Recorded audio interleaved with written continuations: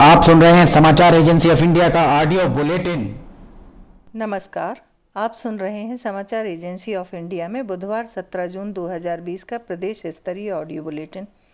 अब आप रीना सिंह से समाचार सुनिए। देश में कोरोना के संक्रमित मरीजों की तादाद का आंकड़ा 3,55,654 पहुंच गया है। देश में कुल एक्टिव मरीजों की तादाद से लगभग 27,000 ज़्यादा ठीक होने वालों की तादाद हो गई है, जो राहत की बात है। देश में अब तक सक्रिय मरीजों की तादाद 1,55,726 एवं रिकवर्ड मरीजों की तादाद 1,87,559 है।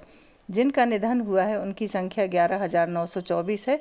मध्य प्रदेश में कुल संक्रमित मरीजों की तादाद का आंकड़ा 11,083 पहुंच गया है, जिसमें एक्टिव मरीजों की तादाद 2,455, रिकवर्ड मरीजों की तादाद 8,152, जिनका निधन हुआ है उनकी तादाद 476 है। जिन जिलों में कोरोना के संक्रमित मरीजों की तादाद 200 से ज़्यादा है, उनमें इंदौर में 4,090, एक्टिव मरीजों की तादाद 930, भोपाल में 2,283, एक्टिव मरीजों की तादाद 646, उज्जैन में 819, एक्टिव मरीजों की तादाद 103, बुरहानपुर में 388, एक्टिव मरीजों की तादाद 41, नीमच में 395 एवं एक्टिव मरीजों की तादाद 61, जबलपुर में 317, कुल मरीजों में से एक्टिव मरीजों की तादाद 59, खंडवा में 282, एक्टिव मरीजों की तादाद 21, ग्वालियर में कुल संक्रमित मरीजों की तादाद 262 एवं एक्टिव मरीजों की तादाद 79, सागर में 262 एवं एक्टिव मरीजों की तादाद 53, खरगोन में 228 एवं एक्टिव मरीजों की तादाद 38 है। प्रदेश में सिवनी, अलीराजपुर, सीहोर, सीधी, सतना एवं होशंगाबाद में एक्टिव मरीजों की तादाद 0 है। राष्ट्रीय खनिज अन्वेषण न्यास के अंतर्गत प्रदेश के वित्तीय वर्ष 2020-21 में मई 2020 में 2,99,00,000 की प्राप्ति हुई है। खान और खनिज अधिनियम 1957 की धारा 9(ग) के प्रावधानों के अधीन भारत सरकार द्वारा राष्ट्रीय खनिज न्यास नियम 14 अक्टूबर 2015 से अधिसूचित किया गया है। भारत सरकार के निर्देशानुसार मुख्य खनिज की रॉयल्टी का 2% भाग ट्रस्ट के खाते में जमा कराया जाता है। मुख्यमंत्री शिवराज सिंह चौहान ने रीवा के निवासी दीपक सिंह की सैन्य संघर्ष में हुई शहादत पर गहरा दुख व्यक्त किया है। मुख्यमंत्री श्री चौहान ने कहा कि दीपक सिंह ने साहस और शौर्य का परिचय देते हुए देश की सीमाओं की रक्षा करते हुए प्राण न्यौछावर किए। कोरोना वायरस के बढ़ते प्रकोप को देखते हुए मध्य प्रदेश में बिजली विभाग ने नया फैसला लिया है। संक्रमण के बचाव के लिए अब सोशल डिस्टेंसिंग को बरकरार रखने के लिए अब विद्युत कंपनी ने अधिकारियों कर्मचारियों की उपस्थिति दर्ज कराने के लिए थंब इम्प्रेशन का विकल्प ढूंढ लिया है। अब सभी की उपस्थिति सेल्फी के माध्यम से लगेगी। बिजली विभाग के उच्च पदस्थ सूत्रों ने समाचार एजेंसी ऑफ इंडिया को बताया कि उपस्थिति दर्ज कराने के लिए विभाग के हर एक कर्मचारी को अपने मोबाइल पर सेल्फी लेकर अपनी उपस्थिति दर्ज करानी होगी। यदि वह अपनी सेल्फी के जरिए उपस्थिति दर्ज नहीं कराते हैं तो उनकी सैलरी कट सकती है। हर कर्मचारी को अब ऑफिस में आने और ऑफिस से बाहर जाते समय सेल्फी के जरिए अपनी मौजूदगी दर्ज करानी होगी। यह सेल्फी ऐसे स्थान पर लेनी होगी जिसके पीछे उस कार्यालय की तस्वीर नजर आए, तभी ये माना जाएगा कि आप ऑफिस में आए हैं। सूत्रों ने बताया कि इस काम के लिए कंपनी ने प्रयास ऐप से कर्मचारियों को कनेक्ट किया है।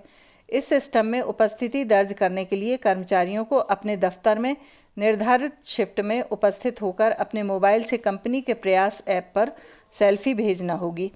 इतना ही नहीं, ऑफिस से घर जाते समय भी इस प्रक्रिया का पालन करना होगा। मुख्यमंत्री शिवराज सिंह चौहान के खिलाफ एफआईआर दर्ज कराने क्राइम ब्रांच पहुंचे पूर्व मुख्यमंत्री दिग्विजय सिंह ने कहा है कि अगर उन पर एफआईआर हुई है तो शिवराज सिंह चौहान पर भी होनी चाहिए।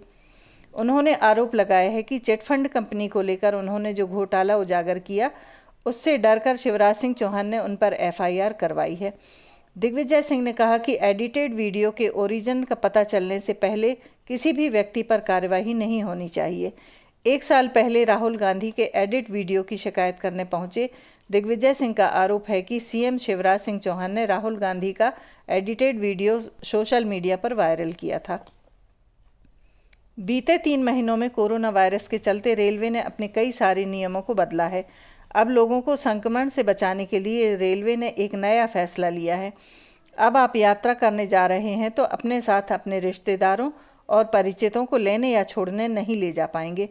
अब रेलवे केवल इन यात्रियों को ही स्टेशन में जाने की अनुमति देगा। अब पश्चिम मध्य रेलवे ने इस पर सख्ती से अमल शुरू कर दिया है। अब सोशल डिस्टेंस का कड़ाई से पालन करने के लिए रेलवे ने ये निर्णय लिया है। रेलवे के सूत्रों ने समाचार एजेंसी ऑफ इंडिया को बताया कि कोरोना के चलते अब अगर आप अपने किसी भी रिश्तेदार को लेने या छोड़ने जा रहे हैं तो आपको स्टेशन पर एंट्री नहीं मिलेगी। पश्चिम मध्य रेल जोन ने इस संबंध में आदेश जारी कर दिया है और इसका सख्ती से पालन भी कराया जा रहा है। पश्चिम मध्य रेलवे प्रशासन कोरोना के कहर से लोगों को बचाने के लिए व्यापक इंतजाम कर रहा है।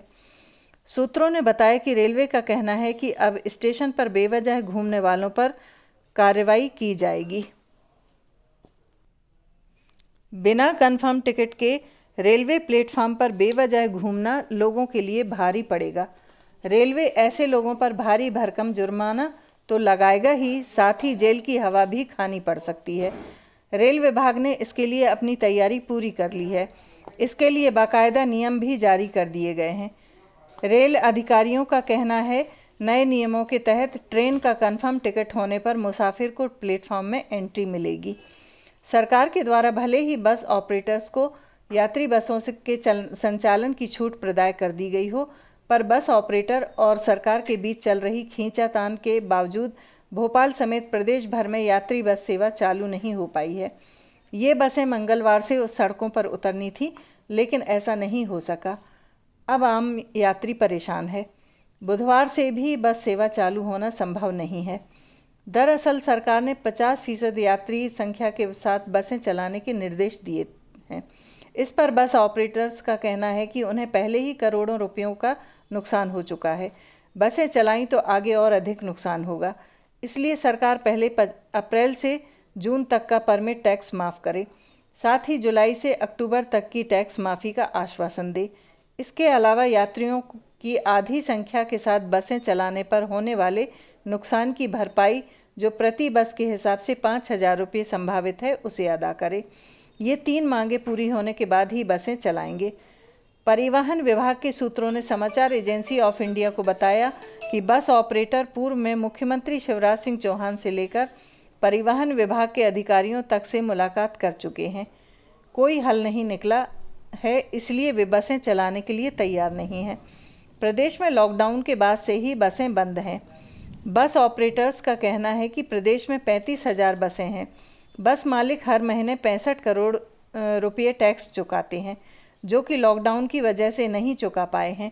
अप्रैल से जून के बीच 3 माह का टैक्स माफ़ करने की फाइल सरकार के पास लंबित है, जिस पर निर्णय नहीं होने से ऑपरेटर ज़्यादा नाराज हैं। जबलपुर जिले में लगातार छात्र छात्राओं और अभिभावकों की शिकायत मिली है कि स्कूल कॉलेज का प्रबंधन उनसे फीस वसूलने का दबाव बना रहा है। छात्रों को परीक्षा में बैठने नहीं दिया जाएगा।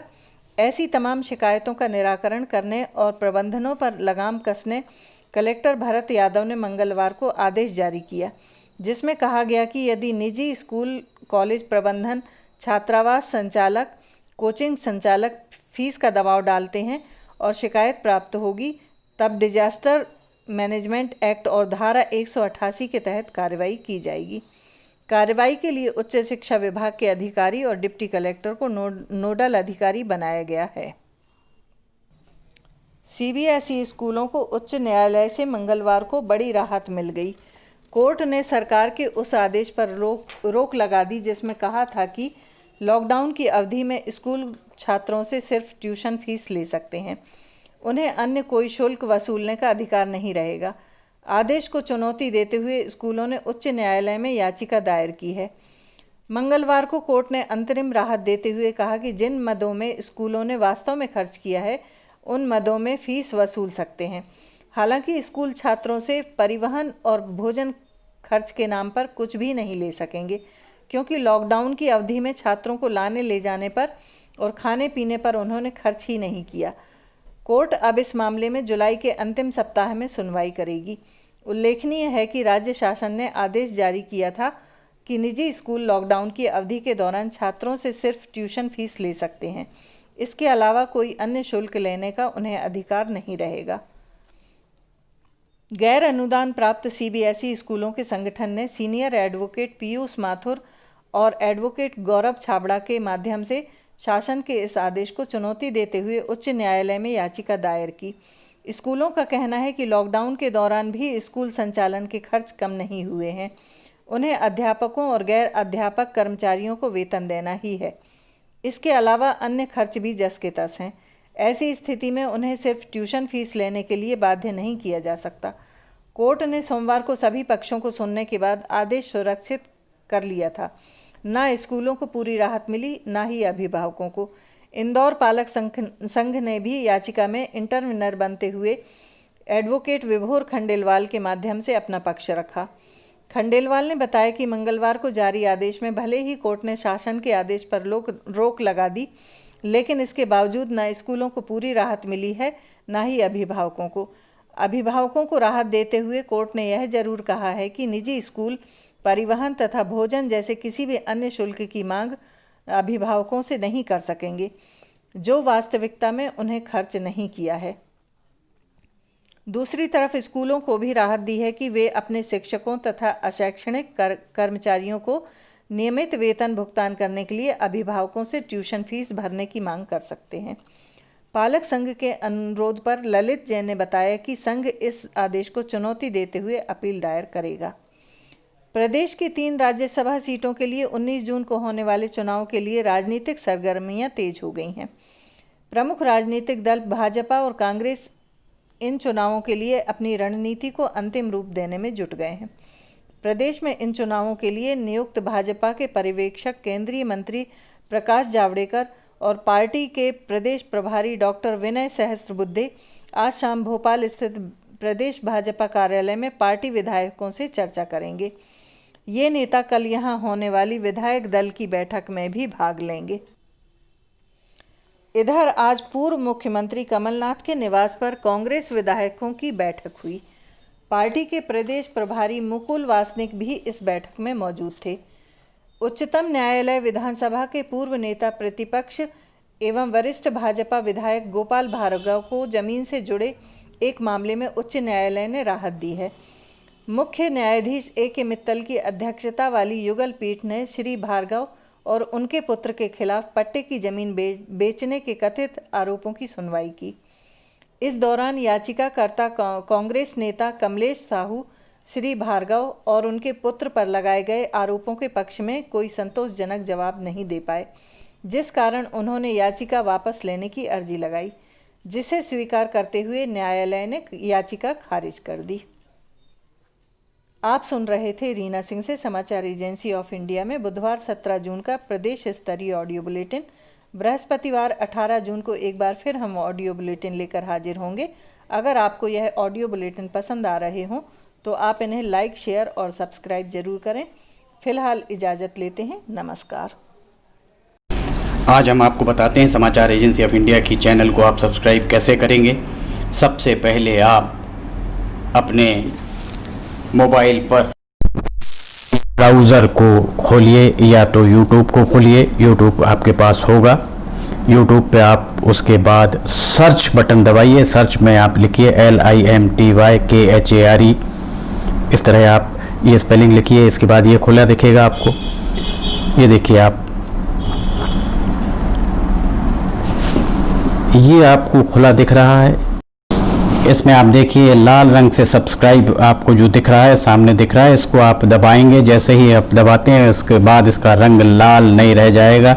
इसके बाद इसके दाएं कोने की तरफ जाइए। दाएं कोने में आप देखिए पर्सनलाइज, नन और ऑल आपको दिख रहा है। आप ऑल को क्लिक कर दीजिए। जैसे ही आप ऑल बटन दबाते हैं आपका काम हो जाएगा। इसके बाद आपको समाचार एजेंसी ऑफ इंडिया पर जितने भी वीडियोस डलेंगे वे तुरंत ही आपको मिल जाएंगे। इस तरह से आप समाचार एजेंसी ऑफ इंडिया की वेबसाइट जो है समाचार एजेंसी ऑफ इंडिया का चैनल, इस चैनल को आप सब्सक्राइब कर लेंगे और आपको एक के बाद एक जितने भी वीडियोस अपलोड होंगे सारे के सारे वीडियोस आपको मिलना चालू हो जाएंगे। इस तरह से आप ज़रूरी जानकारियाँ, ज़रूरी ख़बरों, ज़रूरी अन्य चीज़ों से वंचित नहीं रह पाएंगे। समाचार एजेंसी ऑफ इंडिया का यूट्यूब चैनल आप सब्सक्राइब करें और पल पल की जानकारियां आपको लगातार मिलती रहेंगी। इस तरह आप कर सकते हैं इसे सब्सक्राइब। नमस्कार।